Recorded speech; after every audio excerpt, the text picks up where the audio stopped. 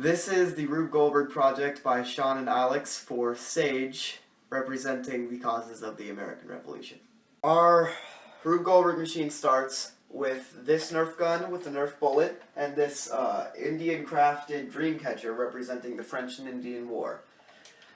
The reaction actually starts with shooting this Nerf bullet into this first Jenga block. This first Jenga block will start a domino reaction branching into two streams of Jenga blocks, and this branch will fall and click this mouse, which plays the music that's on the screen here.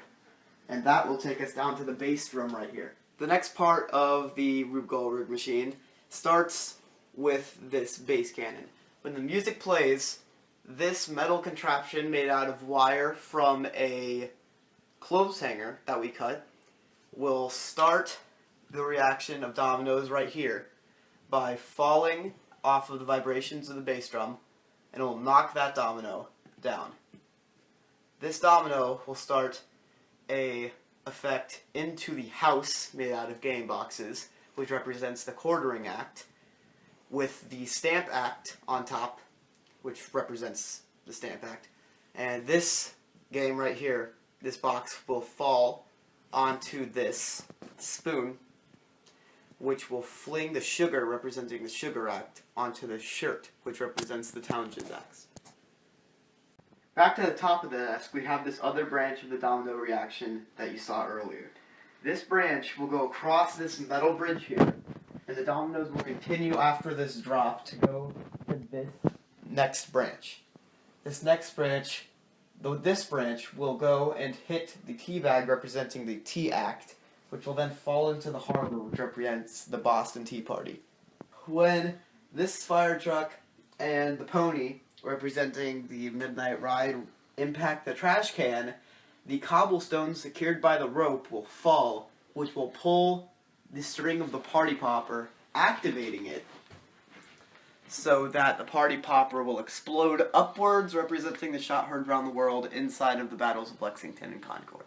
After the shot heard around the world, the cobblestone will land onto the beaver trap, which will close and pull on the chain connected to the beaver trap, shaking the cookie rack and making the balancing hammer dislodge connected to this bed frame and swinging into these encyclopedias. These encyclopedias represent the Battle of Bunker Hill, fought on Breed's Hill and Bunker Hill, which is why there's two stacks of books.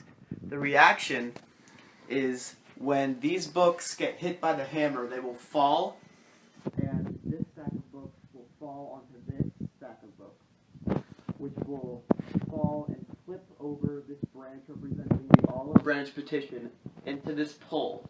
This pole will move and unroll this roll of toilet paper, which will then fall and roll across the floor and spell the Declaration of Independence. This metal thing here is a 4-foot T-square used for putting up drywall.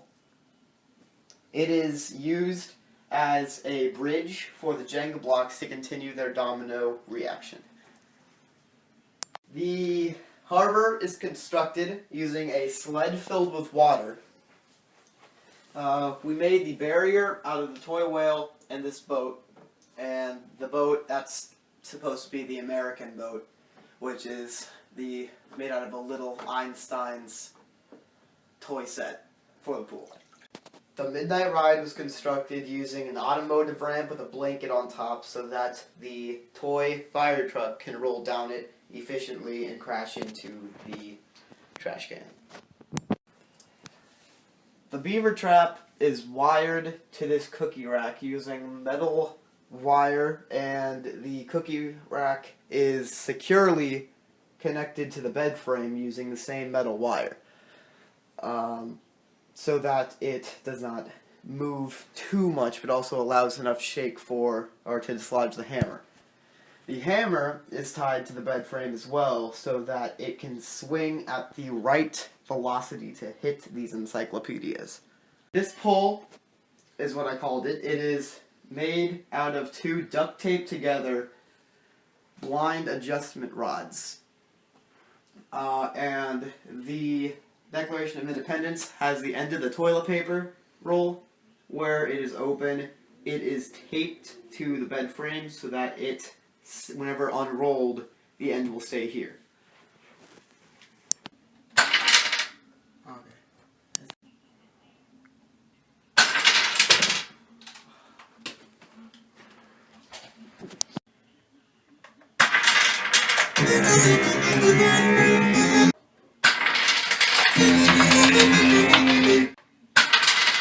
Okay.